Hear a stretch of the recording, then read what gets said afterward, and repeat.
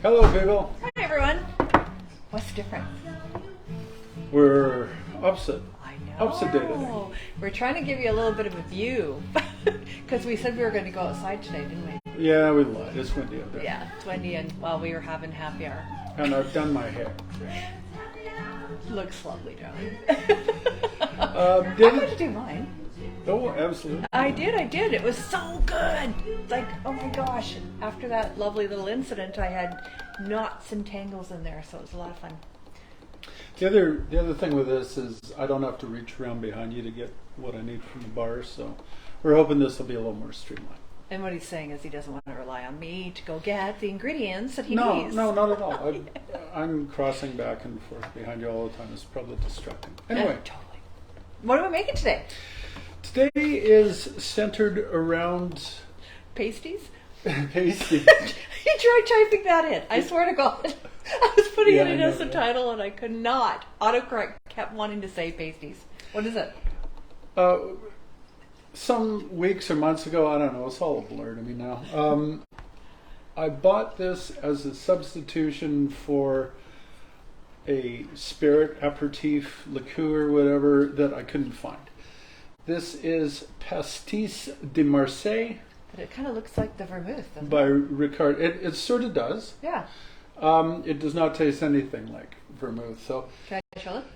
absolutely. All right, I'm doing like show and tell. Here we go. There is the pasties. Or the pasties. Hi, Rosemary. And this comes from the south of France. Ooh, very nice. From all the way back in 1932. So, a very French-themed thing today, and because it's a French-themed thing, I'd like to dedicate this to the memory of Frank and Nicole, two of the coolest French people I am ever likely to meet. Yeah, for sure. But, so on with it. A little bit of history about this first. You guys all remember absinthe. Yeah. Sure you do. There's a quiz after every show. So, absinthe is an old drink dating back over 100 years. At one time in Southern Europe, absinthe became enormously popular as a drink.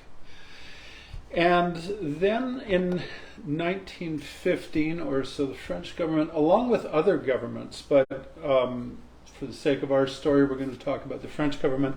Show me the art. This is the absinthe. Yeah, this is a local absinthe. They banned it, and the thought was absinthe was flavored. What makes absinthe, or what made absinthe was an herb called Artemisia absinthium. Artemisia absinthium contained a terpene called thujone. Try saying all this. So, yeah, you don't have to remember this. I mean, I can barely remember. I just read it. Thujone, now in large quantities, it's toxic like a lot of things.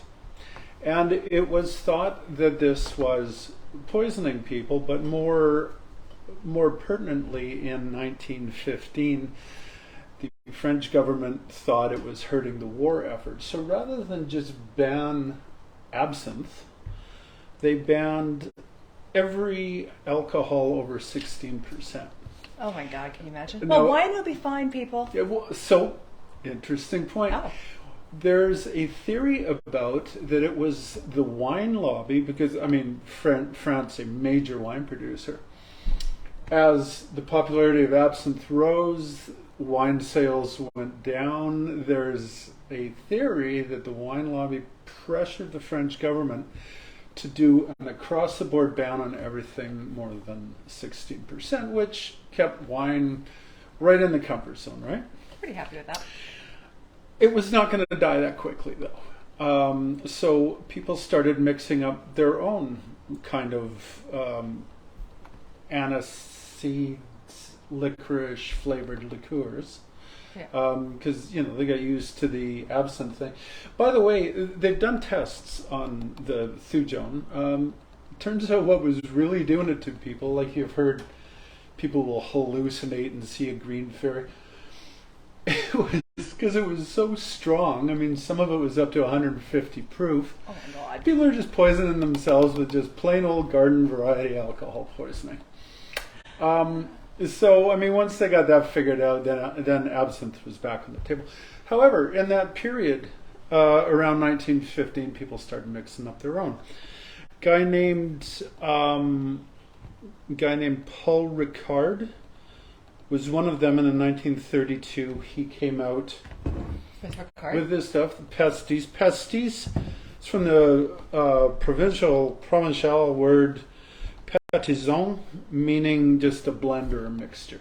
Do you like his French accent? Isn't that special? Don't point it out. Pâtisson?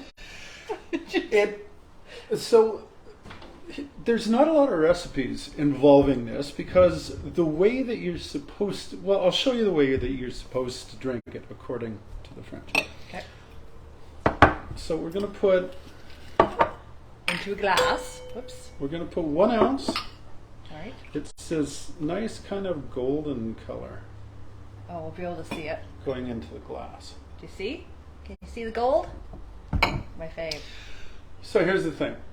You're supposed to drink it just by adding cold water, not ice, according to the French, although when they serve it to us North American types, we tend to like ice with our drinks as opposed to just cold water. Yeah. So ice is an optional thing. Generally, the traditional way is 1 part pastis, 4 parts cold water. Watch what happens when you add the water. Is there kind of like a smoke show going on, or what's going to happen? Yeah, it explodes, so you might want to stop. Awesome. All right, it's over you. That's fine. Oh, he's going to show you. It's show and tell, kids. Yeah, well, it's kind of cool. Yeah.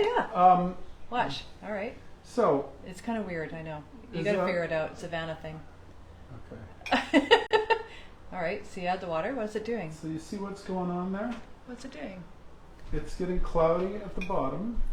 Can't really see. I'm going to add all the water. Oh. It is now completely opaque, kind of a milky thing. That's called the ouzo effect, or the louche effect. What it is in a class of drinks, ouzo is one, this stuff is another one, absinthe, another one, reiki, which I believe is a Turkish spirit. Looks like milk. They all share this essential oil that is not especially water soluble.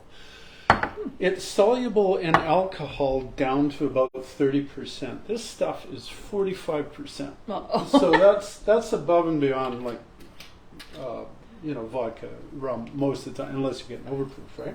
Oh my God. Okay. So by adding water, you're making it more dilute, and as soon as it hits the 30% thing, these essential oils form into droplets, they emulsify, they come out of solution, and it goes all cloudy. Science class too. Isn't this great? Yeah, that will be on the test. So check that out. That's just water together with a gold liquid. That's weird. Right? So you get this kind of sunny, milky colored thing. We tried this yesterday, right? We did. Yeah. It's actually quite nice. I would prefer it being a little bit colder, but that's just the North American. Yeah, out of all of the drinks, I think I like this one the best, right? That was the last one you made. No, the last one I made is the last one I'm going to make here. So, a bunch of very imaginative people have come up with variations on this where they'll add pastis or something to pastis. For example, pastis and strawberry syrup. Why are you laughing? I just can't get over the pasties. Pasties and strawberry. Yeah, okay. Yeah, pastis, strawberry syrup, which is called le roux. Right, le roux. Right. Pastis and beer. Yeah. Which is le tronçonneuse, or a chainsaw. Yeah. And le Groudron, or the tar, which you get by adding 4 ounces of Coke. And he's going to give it a try. To that. And that was the one that you tried. I think you liked it. Yeah, because it was fizzy. It was fizzy, Yeah. but it's kind of an unappealing, sort of flat brown looking thing. Sue quite liked it. So just so you're aware, what this pasty tastes like, is Pastis. pastis. Sorry, tastes like licorice, right? It's got that licoricey and a little bit of sweetness to it. Yeah, so if you know what ouzo tastes like, Yeah. or anisette, Then you like it. except it's not as sweet. You take some of this cloying sweetness in ouzo away. You get this is slightly more astringent. It seems like it's means business a little bit more. All right. What's the next one? Anyway, like I said, there isn't a lot of cocktails, but there are a few. Okay. So the first one we're going to make is called a Coastal Breeze. Ooh boy. We're going to, Oh, this one's a fairly straightforward one here. We're going to do an ounce of this. So an ounce of pastis. And this one has egg white in it? It does. And so for that reason, we're going to dry shake it, and that means we're not putting the ice in first, okay? Oh, okay. This has an ounce of Germain, more French. Did you want me to do something with the egg? Um, Or do you trust me? yeah, you can. Yeah, you want to separate it? Well, no. He doesn't trust No, me. it's not that I don't. Not that I don't trust you. It's I need somewhere to put the egg white. Oh, I Because see. it So you're kind going of, to put it in there. oozes all over the place. Got it. 1 ounce of lemon juice, fresh squeezed naturellement. Oh, very good. I have a story about eggs. I was this years old when I learned this. And I swear to God, I had no idea. Okay, call me silly, call me stupid, whatever. I I didn't know this either. I always thought that eggs were, like a friend of ours has chicks. And we had to ask the question, did you have to have a rooster to get these eggs? Right? Because they all lay eggs, so you just got 8 chicks. And he's like, no. I said, what do you mean? And he goes, no, you don't. These are unfertilized. All eggs you buy in the store are not baby chicks. Did you know that? I had no idea. They're, we won't go into what they are. That's all I'm just going to say. They're eggs. There's no fertilization process. You're not harming any chicks when you eat eggs. Who knew, hey? But now think about it, it's going to gross you out, and you probably don't want to eat eggs anymore, but that's okay. So thanks for that. You're welcome. Well, I had to learn it, so now you had to learn it. Yeah. But I always thought, right, like that's how it worked. So if you knew that, good on you. 59 years, I had no idea. So now you're dry shaking. Yeah, if you recall from the... It's pasties. You are easily entertained, aren't you? Oh, we went to Mr. Mike's and had our happy hour before we got here. Well, one of us did. Guess which one? We're doing good. This is just water. Now, Yeah. if you recall from our adventures with sours, whiskey sour, pisco sour, dry shaking, it ramps the foam up a little bit. But we want to cool it down too, so we're going to add our ice Okay. and then do it all again. So the dry shake makes it foam. And then now you put in the ice, which is going to calm that down. I hope not. Okay. It's supposed to just cool it at this stage. You put it in this. Give you a little sight here. You can see what he's doing. So we tried this one earlier, and it's got sort of an interesting little detail to the end of it. And that detail is you take a sprig of rosemary. So I'm going to take that loose first. Take a sprig of rosemary and you roll it. You crush it into some brown sugar. So rosemary, you're being rolled in brown sugar. There you go, baby. I'm using some Demerara sugar. Which is the dark brown? Because I can. It's a grainier kind. Yeah, it's not the Rogers Golden it's the dark stuff. one. Yeah. Okay. And I made the mistake when I made this last time of leaving too much sugar on it, and I think it ruined the drink. Yeah, it was a little bit too sweet. So you shake the excess sugar off, which is what I didn't do last time. And then you pour this baby in. Pour it into a Coupe, more French, glass. With some rosemary. Oh, it's pretty. Oh, whoops. You dribbled. Thank you, dear. I never would have noticed. You're very welcome. Is that good? It's good. All right.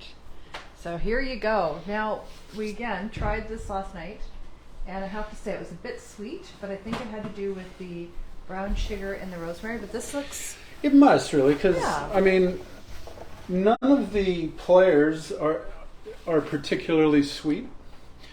There's nothing to balance the lemon on it. Yeah, So- this one's not quite as sweet, so it's much better. Okay, Much better. very nice. So recommend that. Do not roll your rosemary in too much brown sugar. So that was a coastal breeze. All right. The next one is a Nicoise. Niçoise? Nicoise. Niçoise. Nicoise. Okay. That is a French way of saying someone from Nice, which is a city, town, again, in the south of France. Oh, beautiful. So a person from Nice is what we're doing. Okay. This one's a little more straightforward. And we're going to use, Ricard. this time we're going to use an ounce and a half, but that's all we're putting in alcohol-wise. Okay. Ounce and a half of that. I got a cheat sheet here. Let's see what's going on. Yeah. All right. So I don't trust myself anymore. I try and remember stuff and I get them all screwed up. 2 ounces of fresh squeezed orange juice. I found these, I'm probably repeating myself here, but I found these navel oranges in Thrifties, the biggest oranges I've ever seen. They were huge. Size of grapefruits. And Oh my God, go. and from half an orange, one of those, you get a quarter of a cup of orange juice. So, Oh, that's awesome. 1 ounce, another ounce of lemon here. We're gonna finish our lemon juice right off, Oh boy. and half an ounce of peach syrup. Peach syrup? Peach syrup. Oh, I wrote peach juice. What's peach? Where do you get peach syrup? How do you You get? buy a can of peaches and you open it up. Oh. Like the ones that you get that fruit Yeah. cocktail? Yeah. Okay.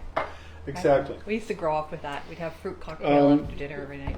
You got to get the stuff. There's some that says no added sugar. You know, don't get that because that won't be served. Oh. So yeah, health be damned, right? All right. This one is also going to go in there. We're going to use one of those, I think. The smoky lime. Or smoky lemon or smoky lime? Can't remember. That? Orange. Okay. Very good. What? It's a smoky orange. It's smoky orange. I thought they were smoky limes. Does it look like a lime? Well, I don't know. Which one does the smoky lime look like? I mean, you tell me. I guess that does look like Somewhat greener, I think, as opposed to orange. All right. Fine. It's okay. Can I put it in the bottom? Yeah, sure. And you shake it with ice. Yeah, we're not trying to get any kind of foam going on this, so just dump the ice in and try to go at it. I think we like this one, the two of them. Okay. It's kind of fruitier than the other one. All right. Have you lost something? No. Oh, there we go. All right. What's this one? Ooh, it's pretty. And it's a nice sunny orange color. It's very, look at that. Looks like a morning mimosa or something. Not that, every morning is a mimosa, but hey, you're not a judge. Just only every second. Exactly. I'm not going to judge anybody. Mm-hmm. Yeah. Again, it's sweetness of the juices. Still, for me, it's all the licorice. Like, I'm not a fan of licorice. If you're a fan of licorice, you're going to love every one of these drinks. Mm-hmm. No question.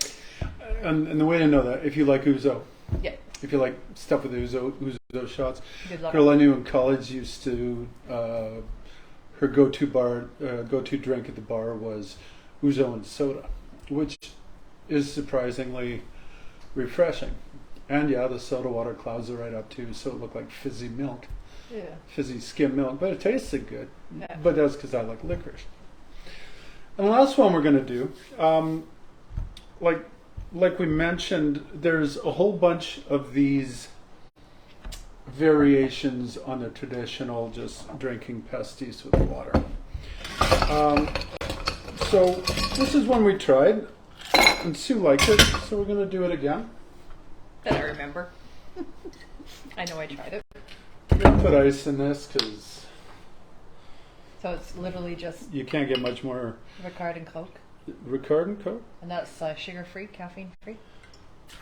Yeah, I didn't. Actually, this tastes a fair bit like the original Coke Classic.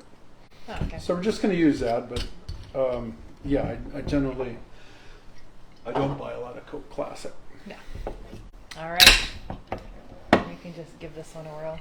Or I guess no, I don't. I know I liked it because it has that licoricey flavor, but it has a little bit of a sparkle, right? Like a little bit of fizziness. Mm-hmm. So it just kind of subdued it a little bit. And if you like that but don't like the Coke, I mean, you can always do like my friend in college did. Just add soda water to your aperitif. And there you go. I'll just show you. Have a fizzy one. Yeah. So remember, this is called le Groudron, or the tar. And you Yeah. can Does that sound good? probably see why that they called it like that. Called it that. And why wouldn't you want to drink tar? I mean, doesn't that sound absolutely yummy? Well, we've had worse named things that we've done. It's true. All right. So, well, good. All right. So now we know what to do with that bottle of Ricard. Ricard, yeah. Yeah. Yeah. I thought it was kind of a cool history, so we went with it. Yeah. Um, Not sure I'd drink them though. Yeah. no, I mean, it is. I think it still is a very popular Southern European aperitif. And again, if you like it, you're gonna love these Yeah. because they're very delicious Yeah. on them. But you know, I'm just a wino, so, and that's just the way it is. So on that note, Yeah. everybody have yourself a great weekend. Next weekend is Father's Day. Is it? I think it Is might it? be. I think it is. Second Sunday in, I don't know. Yeah. And Rosie and Brian, you're off on your European vacation. Oh. I'm so jealous. Oh my God, they're going amazing places. Post pictures, Yes. many pictures will live vicariously through you. Maybe we'll do some more European themed. We can do some Greek one because they're going to Greece and Italy, so we could do some of those kind of drinks too. And happy anniversary to Judy and Darcy. It's our anniversary today. Happy anniversary, you guys! Very nice. Exactly. Where does Rosie and Brian go first? Italy. Okay, Italian drinks next week, Yep. folks. Yeah, I'm so jealous. But happy for you, darling. Okay, everybody, you have yourselves a wonderful weekend. Take care. Bye now. Bye-bye.